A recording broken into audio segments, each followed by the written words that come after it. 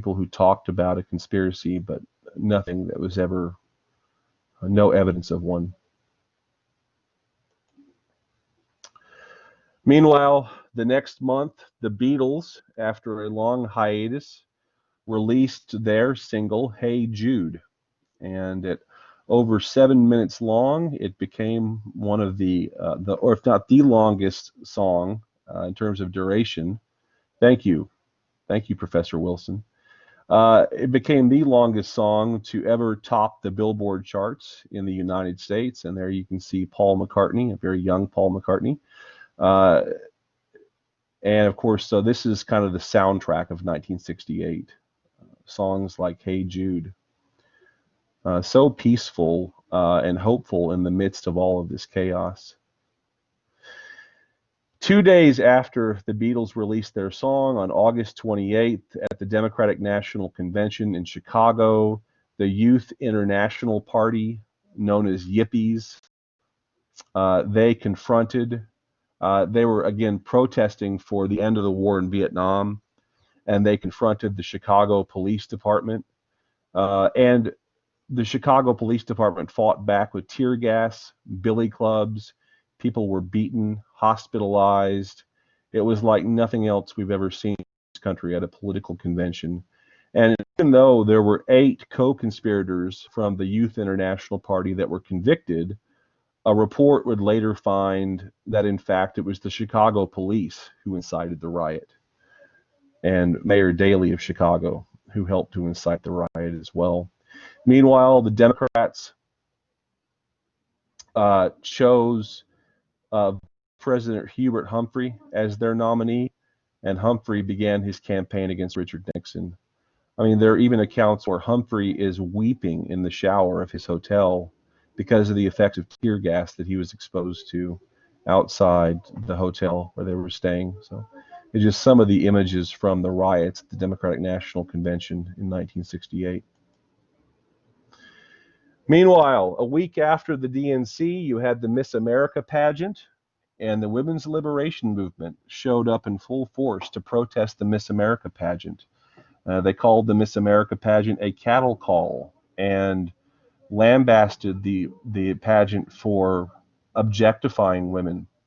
And here you can see some of the protesters are throwing some of the things that they said helped to hold women back, to objectify women, into what they call the freedom trash can.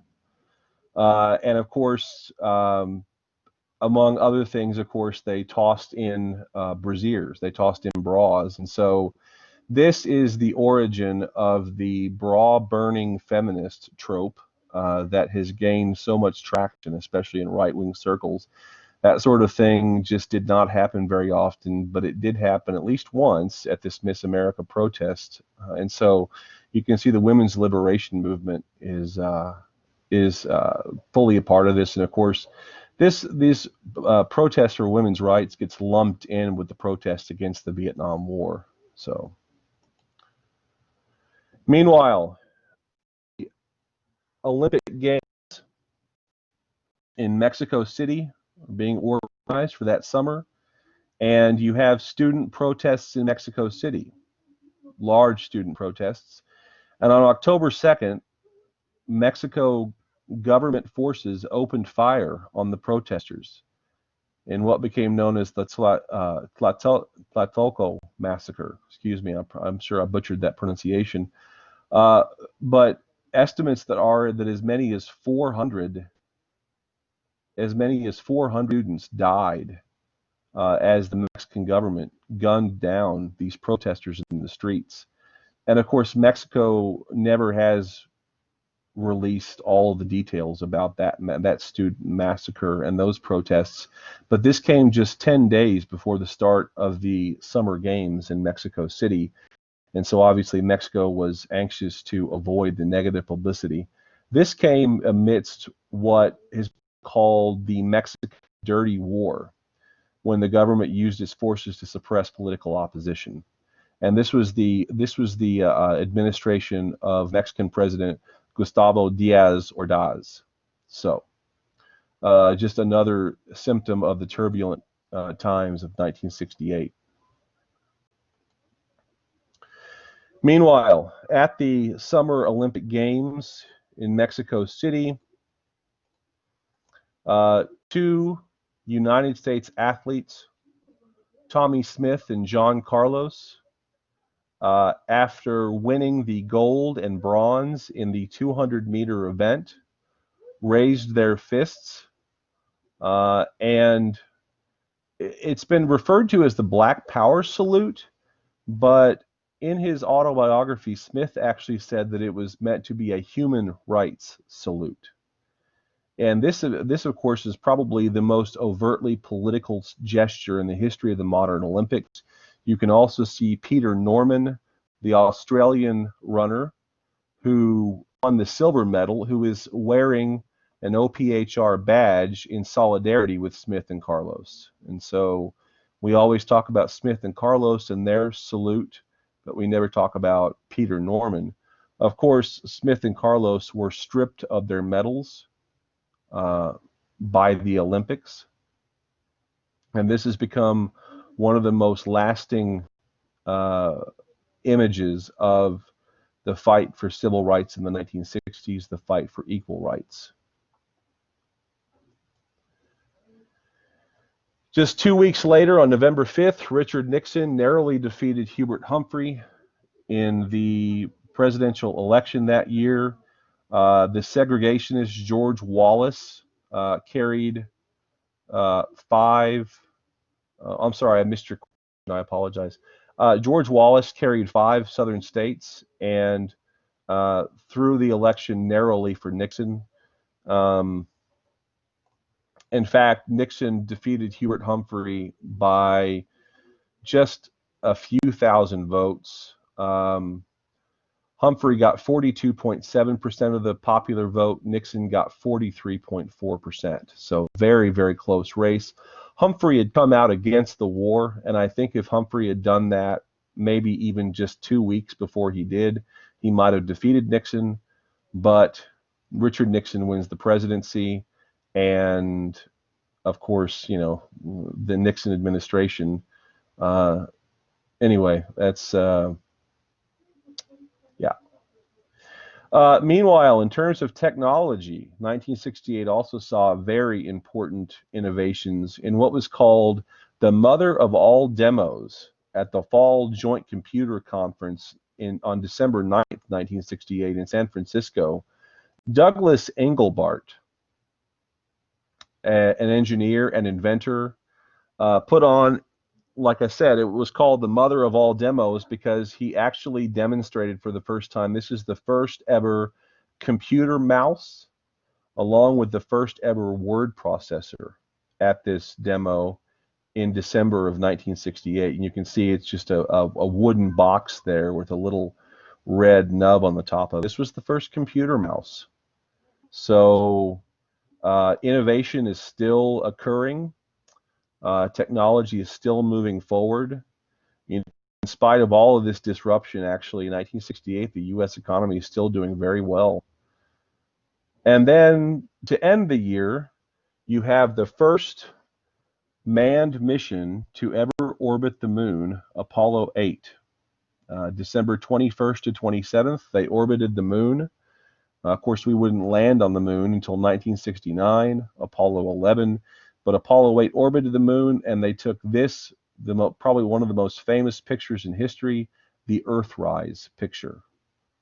And so I guess the lesson of 1968 is that Americans overcame, but it was certainly tough going.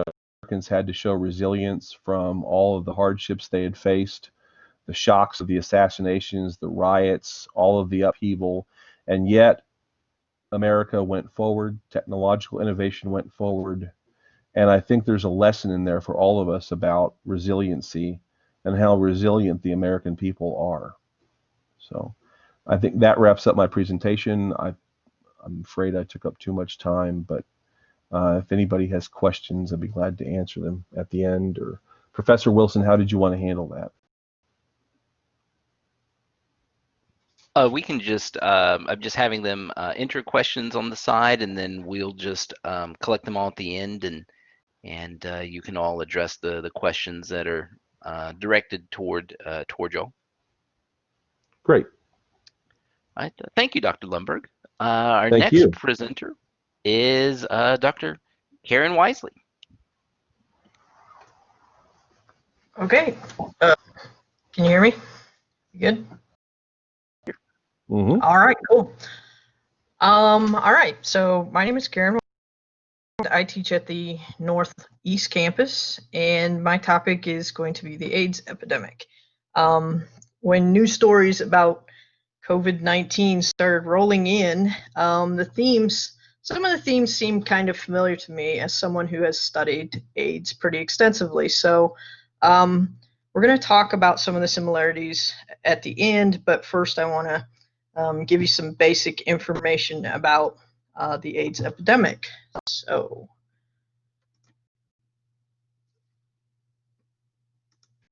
here we go, maybe, yeah. All right, so the disease that would become known as acquired immune deficiency syndrome was first identified in the United States in 1981, when 5 otherwise healthy young gay men in Los Angeles fell ill with pneumocystis carinii pneumonia.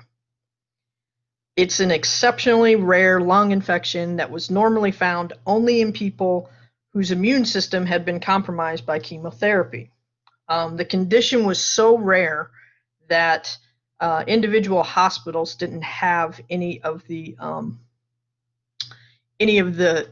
medicine that treated it. Instead, it was all stockpiled in the at the CDC in Atlanta. So if you had someone who had this disease, you had to call the CDC in Atlanta and ask for this medicine to be sent to you, and that is how the CDC was alerted to this new epidemic. They published a paper in July.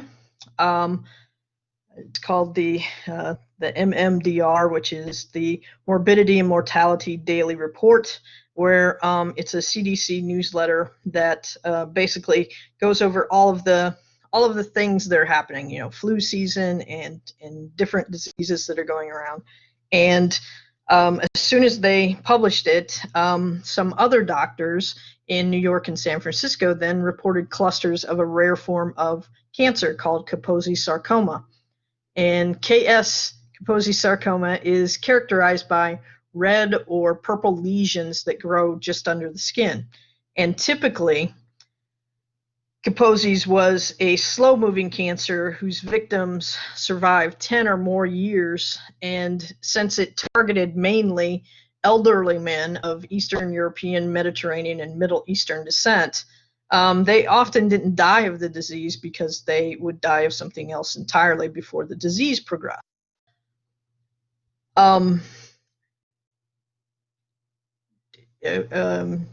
Okay, I don't know what to do with the raised hand. This form was much more aggressive, however, you know, by the time that these doctors reported, 8 of the 26 people who had presented with this had already died. On July 3rd, 1981, the New York Times published a story about the presence of these rare diseases with a headline that read, "Rare cancer seen in 41 homosexuals," and people began referring to this as a gay cancer. Because no one knew for certain much of anything about the disease except that all of the initial victims were gay men, it was given the name gay-related immune deficiency, or GRID, in early 1982.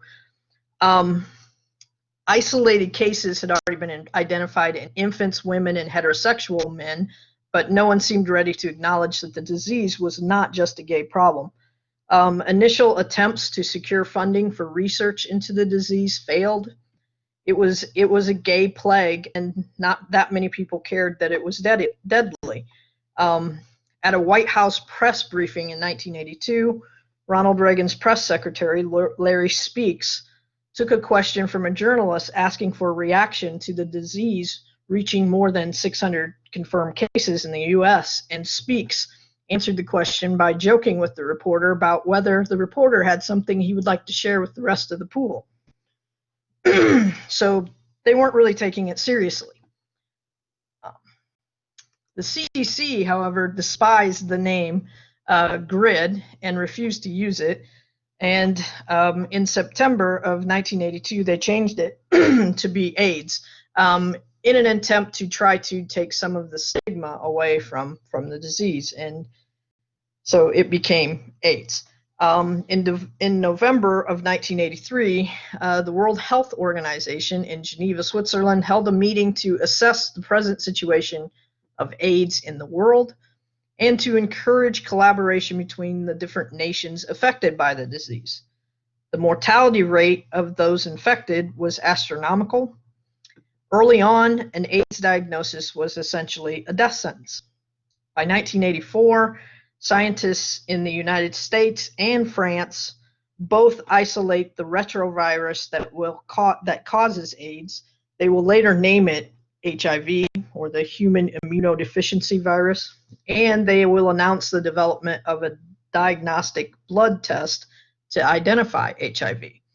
They also began talk in 1984 about developing a vaccine for it, which they hoped would be out within 2 years. We still don't have it, in case you were wondering. In 1985, Rock Hudson, who was a hunky leading man of the 1950s and 60s,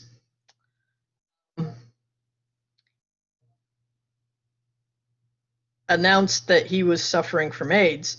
Hudson traveled to Paris for experimental treatments unavailable in the United States, but died of the disease in October 1985. And he was the first really big name to succumb to AIDS.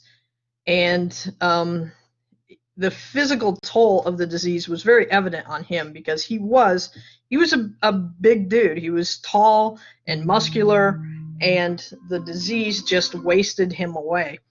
And it was very obvious. He had appeared on a nighttime soap opera named Dynasty, and he looked terrible. He looked sick. He was very thin. His cheeks were hollow. He looked like he was very, very ill. Then shortly after that, he announced that he had the disease, and then very shortly after that, and after returning from Paris, he will die of it.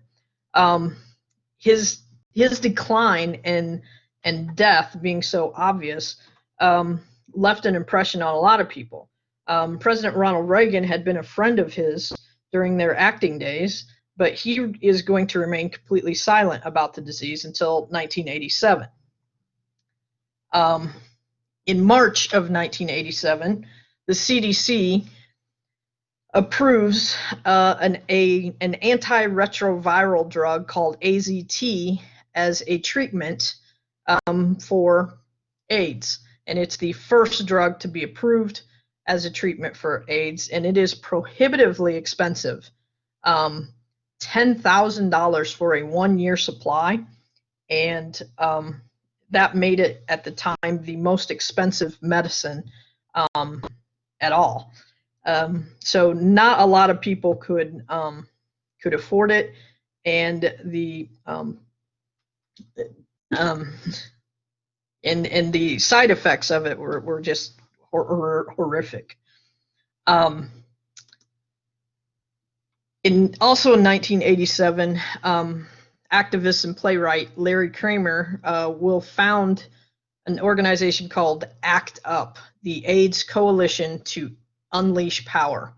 The goal of this group was to force governments, elected officials, public health agencies, pharmaceutical and insurance industries, and religious institutions to act to protect those at risk of HIV and those already sick with AIDS.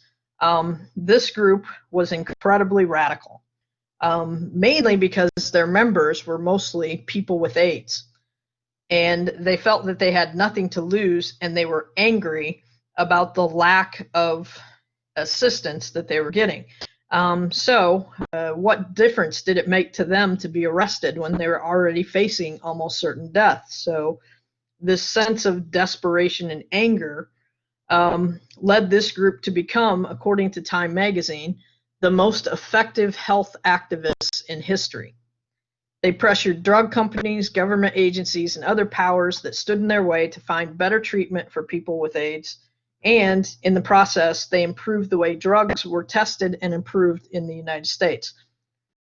Their most memorable protests include occupying the FDA and National Institutes of Health offices in Washington, D.C., to demand immediate release of potentially life-saving drugs to anyone with AIDS, to make available drugs affordable, and to prohibit discrimination in treatment, insurance, employment, and housing. The organization is kind of going to fizzle away once medications become available, and they became available thanks to the work that this organization did. And when people with AIDS were able to live longer, the anger kind of left, and so did their organization. So here you have the next slide is this gives you kind of a thumbnail sketch, if you will, of the crisis, and you can look at it through the mortality rate and tell when big things were happening. Initially, as I said, the diagnosis was a death sentence. 95.5% of those diagnosed would be dead within 5 years of their diagnosis. Then, with the introduction of AZT in 1987, you see that come down a little bit. But AZT by itself could only slow the progression of the disease and not really help as much as what will come later.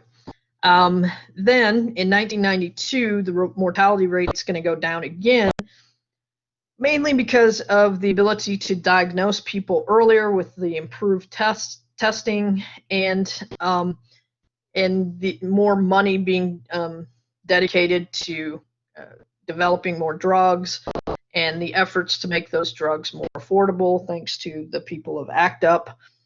But the really big decline in the mortality rate is going to happen in 1996 with the advent of the highly active antiretroviral therapy, or HAART, which is commonly known as the triple cocktail treatment.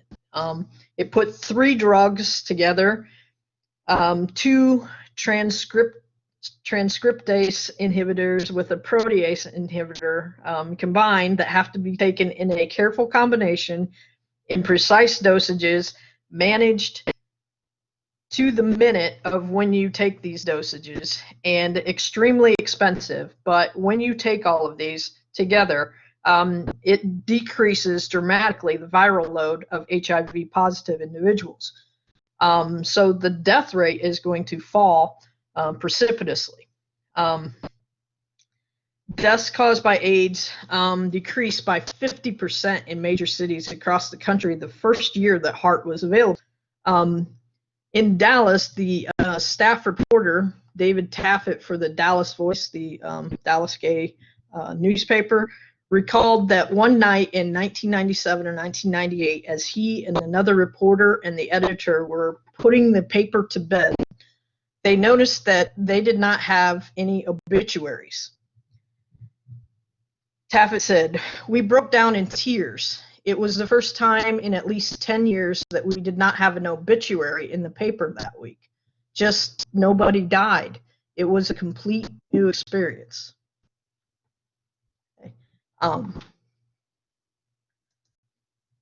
The stigmatization of AIDS as a gay disease, and therefore not a concern to regular people of the country, probably contributed to it being allowed to spread for so long before anything was done to stop it. But over the years, certain cases began to break down those stigmas and cause people to care. Ryan White, a young man from Indiana who caught the disease via blood transfusion. He was a hemophiliac when he was 13 years old. He caused a sensation in the middle of America as he tried to attend school during a time when so much misinformation about the transmission of the disease existed that schools wouldn't let him in.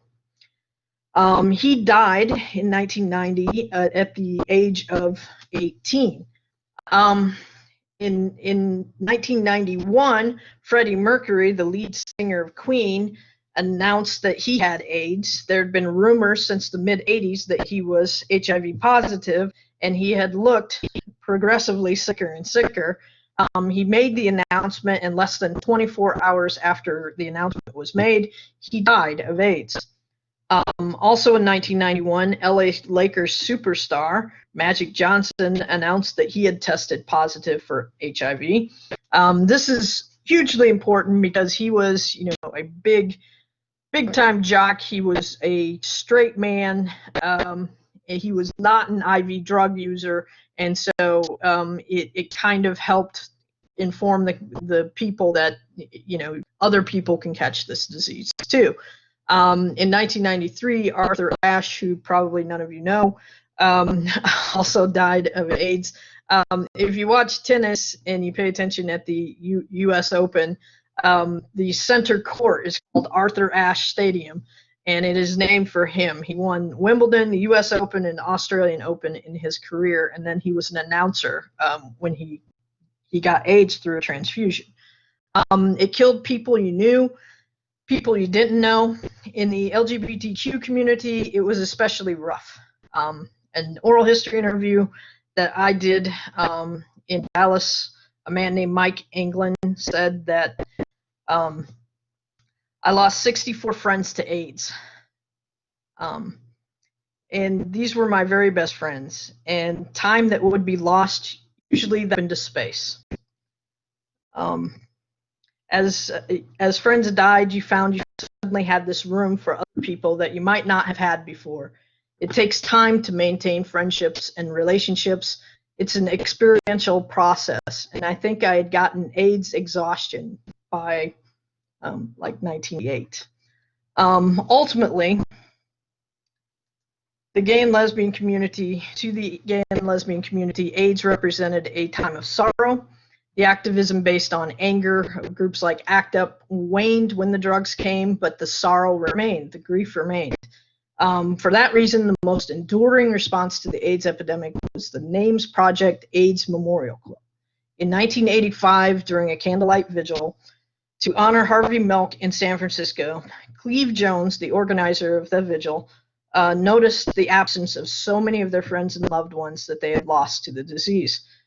So he asked marchers to write down the names of the loved ones that they had lost on the backside of their placards. They taped them to the federal building in San Francisco. Someone remarked that it looked like a quilt, and the idea was born. Every 3-foot by 6-foot panel represents a life lost to the disease. The quilt quickly acquired. Presently, it is more than 48,000 panels. They were displayed in October 1987 on the National Mall during the second National March on Washington for lesbian and gay rights. It was essentially for the LGBT plus community, like a national day of mourning. So that's the enduring memorial. In my class, I like to stress the importance of pop culture in helping people deal with these historically hard times. Pop culture representation changes public perceptions. So I've included a few of the instances where AIDS were represented in pop culture. On TV, in 1986, fairly early in the disease progression here, one of the main members of the cast in St. Elsewhere was diagnosed with AIDS. He was played by Mark Harmon, if you know who that is, if you watch NCIS. On Real World in San Francisco, Pedro Zamora had AIDS, and that brought the attention of a lot of young people. In ER, there was Jeannie Boulet, who was a nurse practitioner who was diagnosed with AIDS.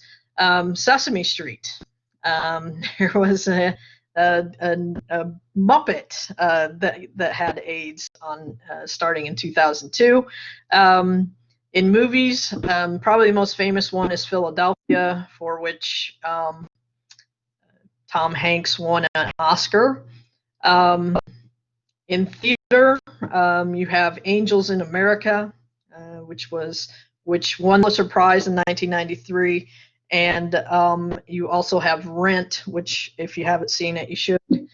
And just these are really important. Just briefly, I want to tell you that some of the things that made my ears prick up when we start talking about them here is with COVID-19 is just the massive misinformation about how the disease is spread and how far it goes and how long it lasts and things like that. The othering that I'm hearing happened a lot here recently, where with COVID-19 they're like, it only kills old people. That's fine.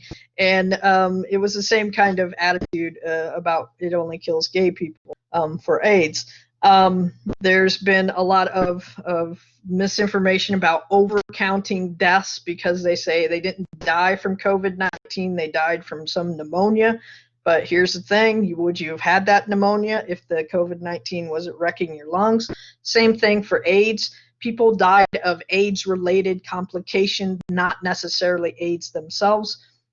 If it wasn't for opportunistic infections attacking the ravaged immune system, then they may not have died. So there's that. There's also this talk about freedom and opening up businesses. Reminded me of when very early on, I think 1986, they were going to close the bathhouses in San Francisco, and because they had determined by then that it was sexually transmitted, so it was irresponsible to have indiscriminate sex, and people were like, no, hell no. Do not close the bathhouses. It's our freedom, and it's like, freedom to get a terrible disease. So that's all I got. Thank you, Dr. Wisely. That was great. Thank you. Yeah, that was an amazing presentation, and I know that a lot of this was probably pulled from your dissertation work. So it's really good to see it kind of out there in the wild, so to speak. Final presenter for the day is Dr. Chloe Northrup, who will be presenting on the tragedy at Waco involving the David Koresh and the Branch Davidian sect housed down there. Dr. Northrup? Hello, everybody. I hope you're all having a great end of the semester. Thank you all for joining us. I know finals have begun, so we're really appreciative that you're here this afternoon with us to hear more about these really important events that some of us might not know too much about. We're getting to learn more about these important things that have happened in our history. So we're going to start talking about Waco in 1993, and many of us might kind of be a little bit familiar with this right now because there's a quite popular show that just landed on Netflix that is about this event, and so it's between a lot of people binge watching shows in quarantine, and it's on this subject, and so this a little bit, maybe you probably have already seen it or are maybe planning to. And maybe you'll want to more now after hearing more about this. So we're going to step back a little bit before 1993 and kind of very well aware of. Some of you might remember this event. If you're old enough, many of you might not. It's been a while now. 1993 is, quite a while. It is a 51-day siege where a fire breaks out and kills almost 80 people, including 25 innocent children. And the nation watched in absolute shock and horror to see what happened to these individuals and what broke out there. And there's a lot of debate over what actually happened in here. And with both sides claiming that the other person were the perpetrators in these really terrible events. So I'm just letting you know, if you look some of this up, you might find other information out there as well, just because this is such a controversial subject. It obviously happened at a time where people are going to have a lot of mistrust for the government as well. And this is kind of all coming together right in this moment in 1993. So this is involving the Branch Davidians, and they shoot of an offshoot. So there is a religion called Seventh-day Adventists, and there was an offshoot of that called Shepherd's Rod that was founded in California by Victor Houteff, who you see here on the right. And that's going to be in the 1930s. And then from that, we're going to see the Branch Davidians emerge from the Shepherd's Rod movement. And they were very religious people. They ended up moving to the location that we know as Mount Carmel, that's near Waco, in the 1960s. So very religious and living kind of apart from the rest of society, while still in some ways participating. And to those who lived in the complex, Vernon Howell, who will be known as David,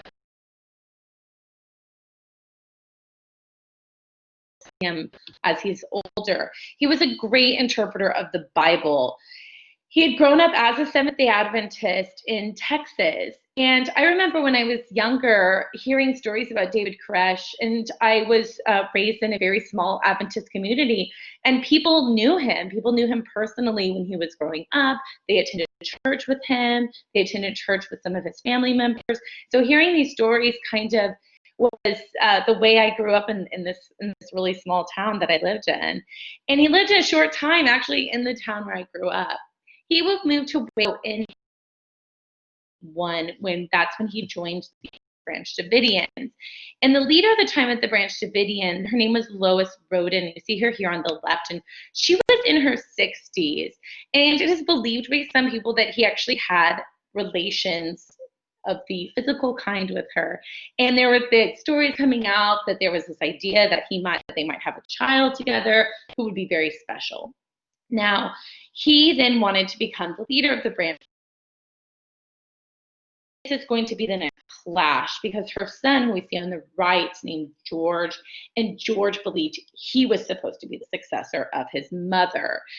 Now, Lois ends up dying, and some of this is a little still known as Vernon at the time, was then kicked out by George. So he, with a group of people who were followers now and starting to have like-minded ideas, then moved out to Palestine, Texas, where they lived in kind of this communal way and worshiped in the woods and outdoors. Now, George, who again is still in Mount Carmel, found a corpse on the property, a dead body, and apparently, according to stories, challenged Howell then to a resurrection, a corpse resurrection in 1987. And rather than accept that challenge, he then stormed the property with his followers and had this kind of gunfight where several. And Howell will not be convicted because the jury could not reach a verdict. And so they ended up moving into this property. So Vernon Howell, who would become David Koresh, they are now living in this property. He and his followers were living there. And that's when he started going out and recruiting. And I have very good friends whose family remember, oh, the audio keeps cutting out. I'm so sorry about that. They are going to, I'm going to try to get closer to my router. Thank you. So living in Mount Carmel properties, they begin all around the United States and beyond. And they're going to go to places like Hawaii. And I have good friends whose family remember Branch Davidian to come and join this compound in Waco then. And many people did. And it's interesting because he was kind of this interesting individual who had long hair and was kind of this like rocker kind of guy, and yet was incredibly religious. And that was not always the case for Adventists. I think that maybe that kind of attracted a lot of people to him. Someone who was very biblically minded, but at the same time looking cooler than others were. he is going to particularly be drawn to the book of Revelations. And many Branch Davidians believed that at some point they were going to be attacked by the government. They're going to be attacked by the government, and they would call this government Babylon for their faith. So when people moved to this Mount Carmel property, they lived communally.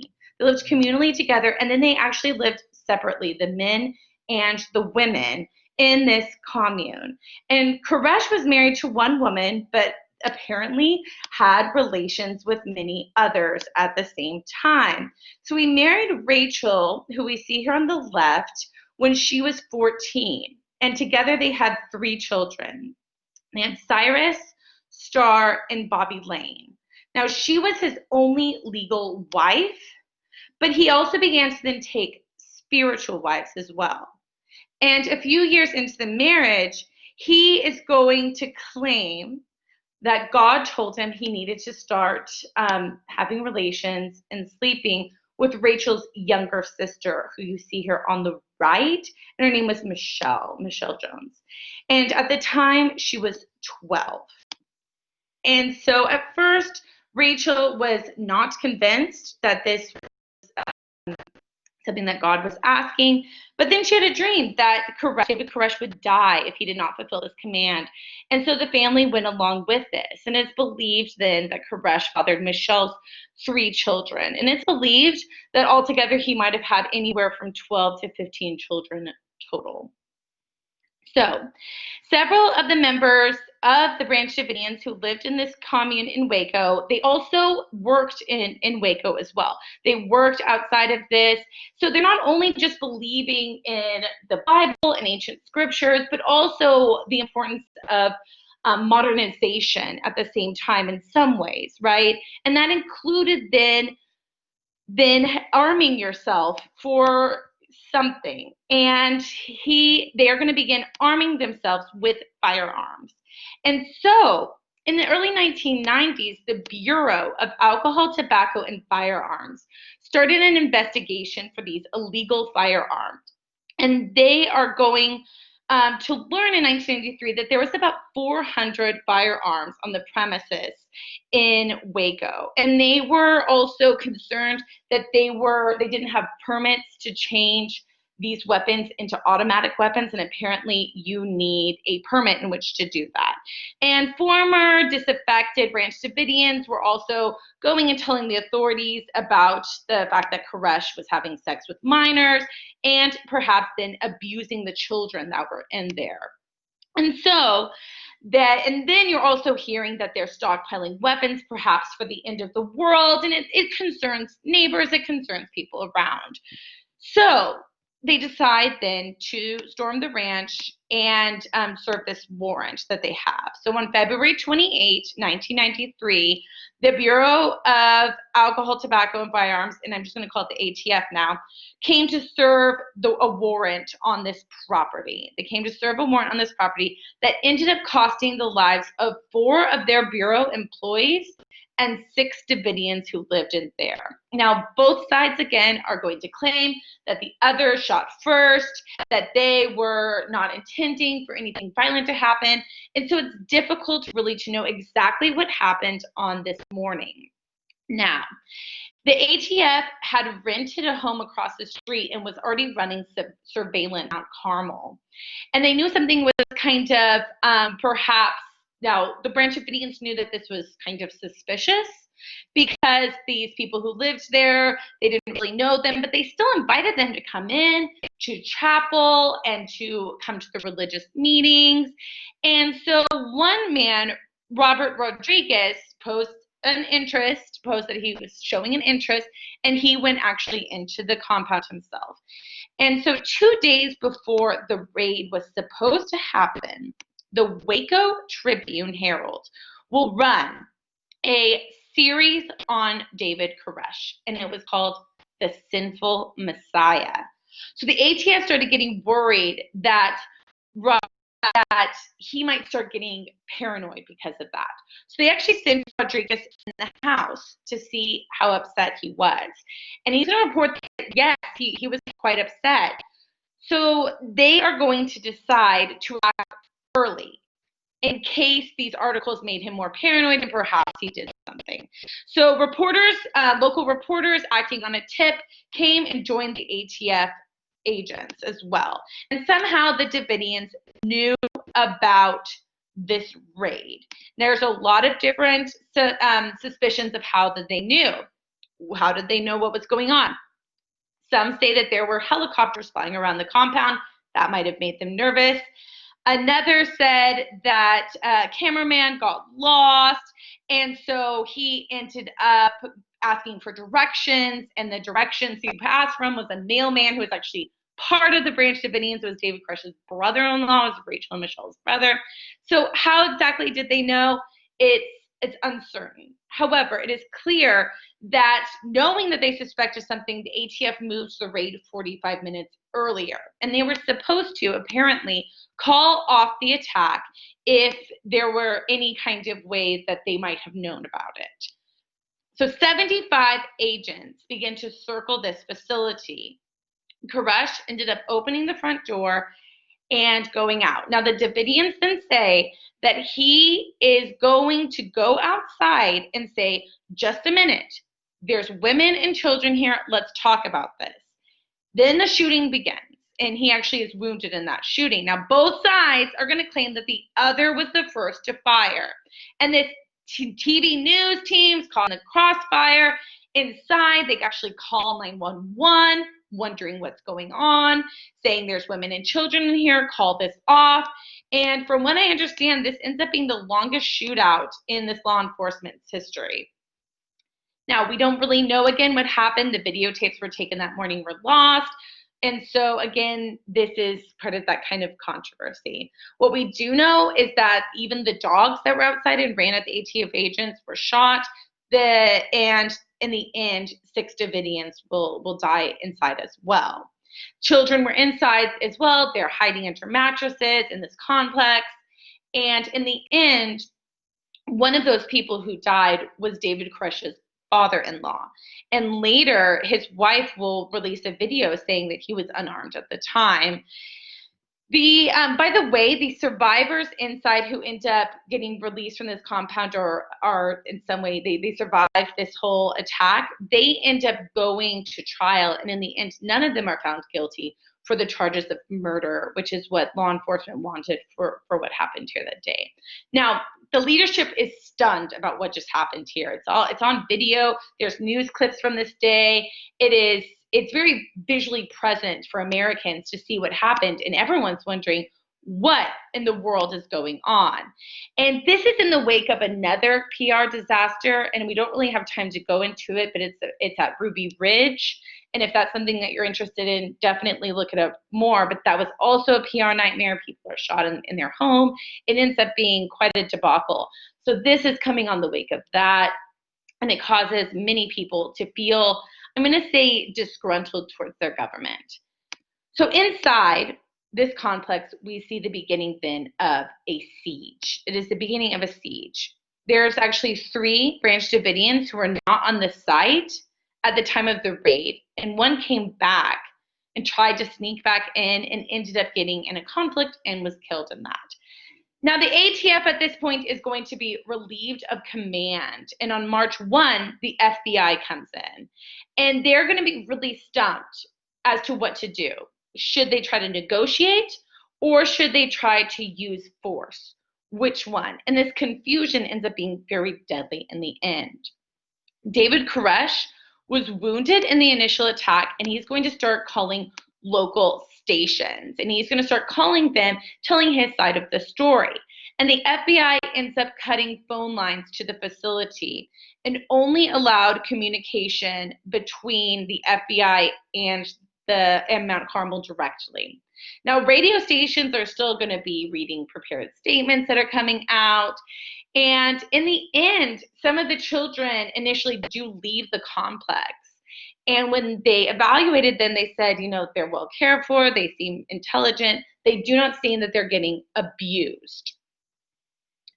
So in the end, they are going to agree, the Branch Davidians agree that they all come out if an almost hour-long tape would be nationally broadcasted. So the FBI and Koresh came up with this plan to get that out. The tape ended up getting played nationally. The FBI was ready for everyone to come out. They had rushed ambulances and buses down to get everybody. And apparently then Koresh heard God's voice saying that he needed to stay inside. And let me tell you, the FBI was not pleased about that at all. They were not pleased about that.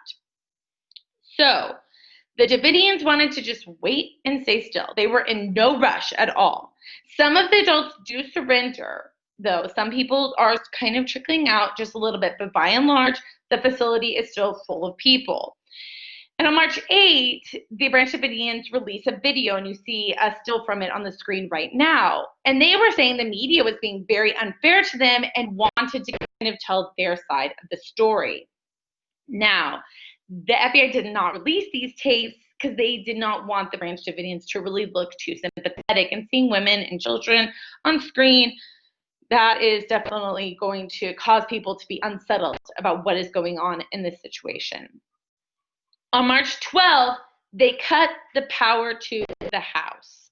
And some more people actually left. Now, it was suggested then that maybe they should turn back on the power for this good behavior. But in the end, that plan was rejected. And on March 12th, they will start this psychological assault on the facility. Lights and music and tactical teams are removing the cars from around the house. It's a constant kind of barrage. And psychologists say that this kind of tactic ends up perhaps uniting the people inside rather than separating them. Overall, during the siege, 14 adults and 12 children will be released or will surrender. And the FBI is moving this perimeter closer and closer. And some who had surrendered indicate that there might be a mass suicide plan inside. And that, of course, gets people very, very frightened.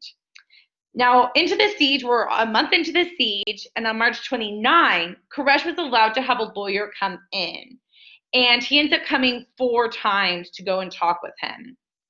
And twice he's going to be accompanied by a man named Steve Schneider's attorney. And Schneider was Koresh's right-hand man who was often on the phone with the FBI negotiator. So he is going to, Koresh that is going to say that he is willing to come out if he could write his prophecy down that was about the 7 seals, the 7 seals prophecy. And if he could write it all down, take his time, write it all down, really think about it, then his word would get out no matter what happened. He would be able to be the person to share this news with everybody. He believed that he was the one.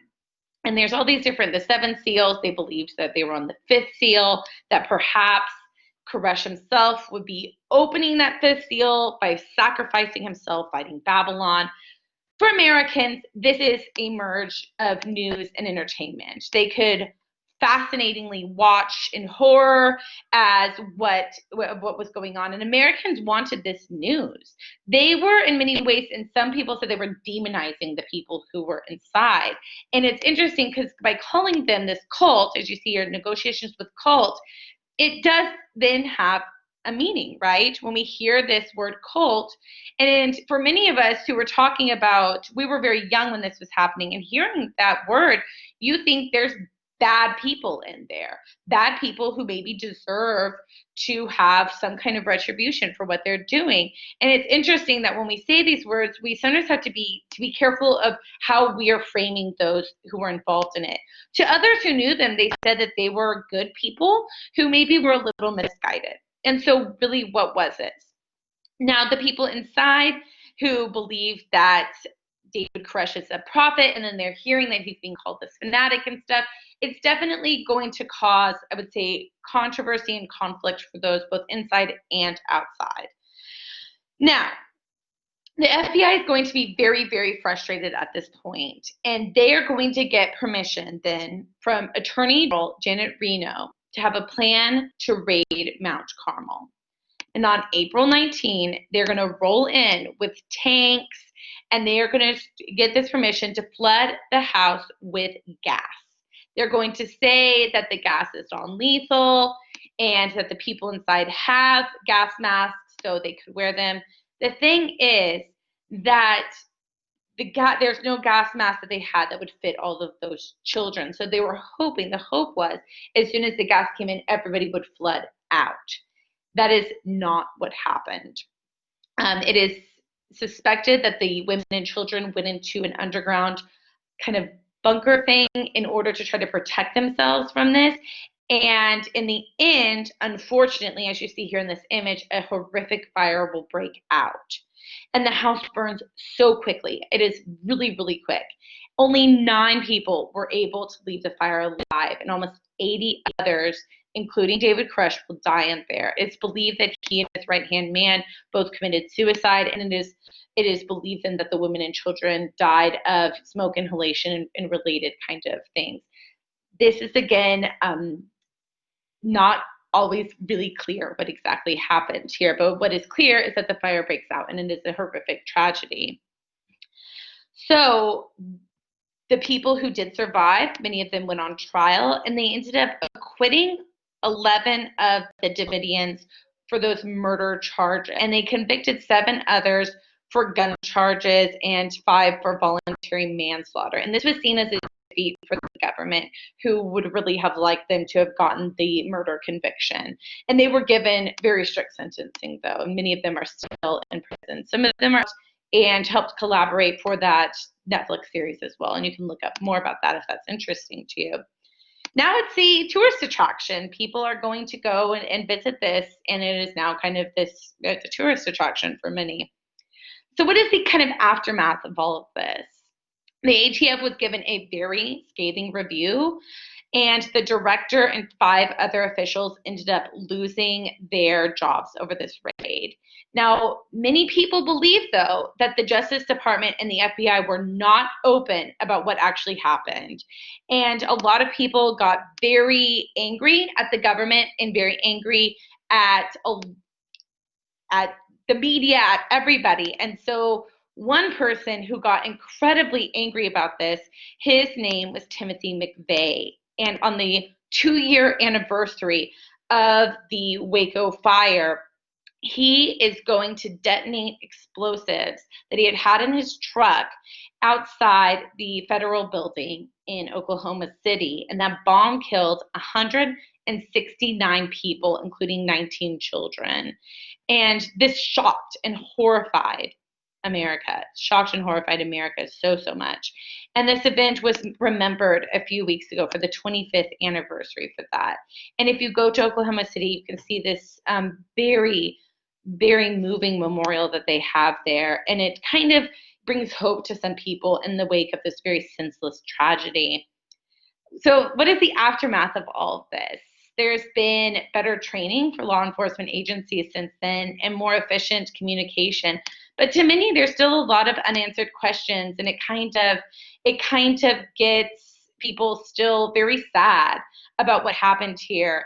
And whether or not you maybe will say the adults could have left, they could have left the facility. Why didn't they? Were they brainwashed? And there's a lot of questions there. But I think the one thing we can all agree on is that the children who died in there, that is an absolute senseless tragedy. And I think we can all agree about that part. So that's what I have for this. And I look forward to hearing all of the questions here for all of the different talks.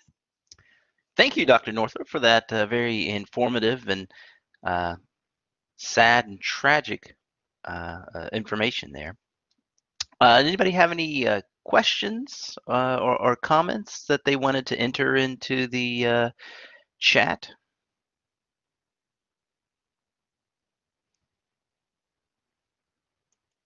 It was a great presentation. Thank you, Dr. Northrup.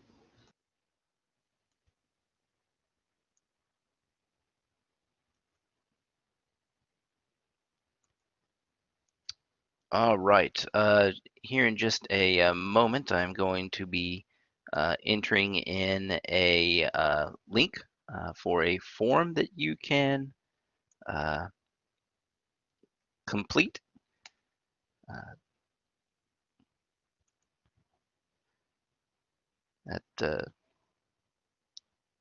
This is a form you can complete to So you can track your attendance here and get credit for that. So any questions, comments? Dr. Northrup saying that please fill out that form for extra credit if you are her student. So make sure you do that, Dr. Northrup students.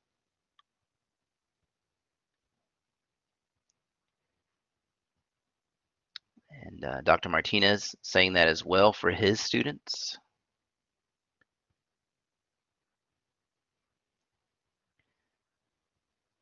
We do have a question. This one looks like it's for Dr. Wisely from Alice Thiel. The AIDS epidemic is widely known to have affected the gay male population, but did it affect a lesbian population in a similar way?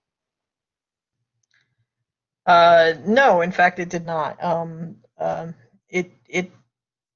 In fact, throughout most of this this period before the triple cocktail came out, lesbians had the lowest transmission rate of any other demographic.